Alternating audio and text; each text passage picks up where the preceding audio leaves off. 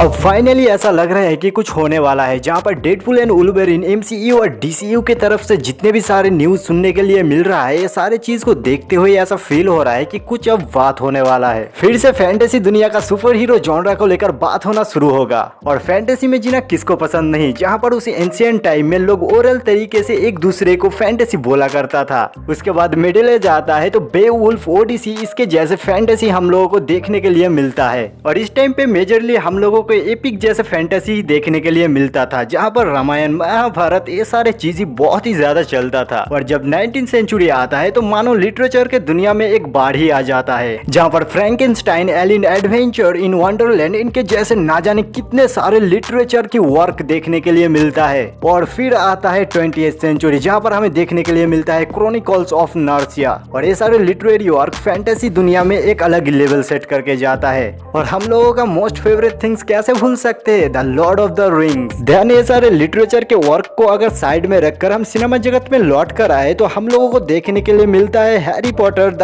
Hobbit, game of throne और ना जाने कितने सारे चीजें जो हम लोगों को कितने पसंद आते हैं वो सारे चीजें। और यही सारे फैंटेसी के बीच में हमें एक नया फैंटेसी की दुनिया दिया जाता है, एक नया फ्लेवर के साथ, जिसे बोला जाता है सुपर हीरो जॉनरा। और इस जॉनरा का मेजरली शुरुआत होता है 1930 से, जब से कॉमिक बुक बिकना शुरू होता है। और जैसे ही कॉमिक बुक बिकना शुरू होता है, लोगों के बीच में इसको लेकर चर्चा होना भी शुरू हो जाता है। और इसके ही 8 साल बाद 1938 पे हमें सुपरमैन को इंट्रोड्यूस किया जाता है जेरी सीगल एंड जो सास्टर के द्वारा। और इसके ही 1 साल बाद 1939 पे हमें इंट्रोड्यूस किया जाता है बैटमैन के साथ Bob Kane and Bill Finger के द्वारा। और ये सारी चीज के बाद जाकर लगभग 1950 पे मार्वल कॉमिक का एंट्री होता है, जहाँ पर Spiderman, X Men, fantastic four, the Avenger, ये सारे सुपर हीरोज जॉनरा के ऊपर हमें नए नए तरह की सुपर हीरोज देखने के लिए मिलता है। देन कहानी पे एंट्री करता है सिनेमा जगत, और ये सारे कहानी को बदल के रख देता है। एमसीयू, डीसीयू के जैसे सिनेमा यूनिवर्स हम लोगों को देखने के लिए मिलता है। और खास करके एमसीयू के बारे में बोलूं तो कुछ टाइम पहले ही हम लोगों को एमसीयू के तरफ से बहुत कुछ देखने के लिए मिला,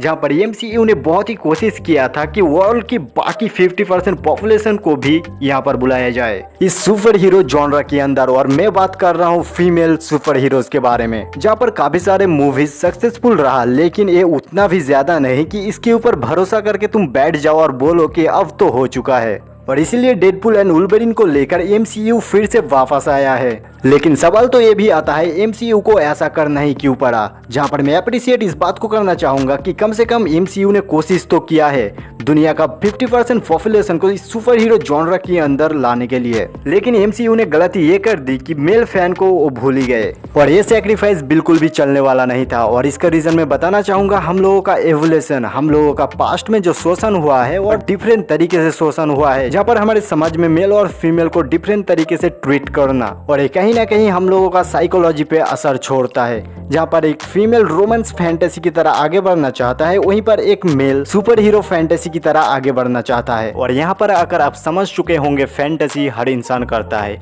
और वहाँ पर उन इंसेप्शन मूवी का वो सीन तो याद ही होगा ना, जहाँ पर इंसान अपने रियल लाइफ पे जीना छोड़ चुके हैं और अपने सपनों को दुनिया को ही अपना मान चुके हैं। और यही तो है फैंटेसी, जहाँ पर आप अपने रियल लाइफ पे एक सुपर हीरो बन पाओ या ना पाओ, अपने जिंदगी में कुछ उखड़ पाओ या ना पाओ, अपने फैंटेसी में आप वो सारे चीज बन सकते हो, सारे चीज कर सकते हो जो अपने रियल लाइफ पे नहीं कर सकते हो। और चाहे वो आपकी स्कूल के क्लासी क्यों ना हो, जो आपसे बिल्कुल भी बात तो करना नहीं चाहते, लेकिन आप उससे बात करने के बहाने ढूंढते रहते हो, लेकिन बात कभी नहीं होता। लेकिन अपने फैंटेसी की दुनिया पे जरूर से बात कर सकते हो, तो क्यों नहीं इसके अंदर आप जीना चाहोगे। हर इंसान इसके अंदर जीना चाहते हैं। और यही तो है जिंदगी का वो खौफ, जो झूठा हो सही लेकिन कुछ तो देता है। और इसी तरीके से अब लग रहा है एमसीयू भी हमें कुछ देने वाला है, कुछ तो होने वाला है, कुछ बड़ा कुछ।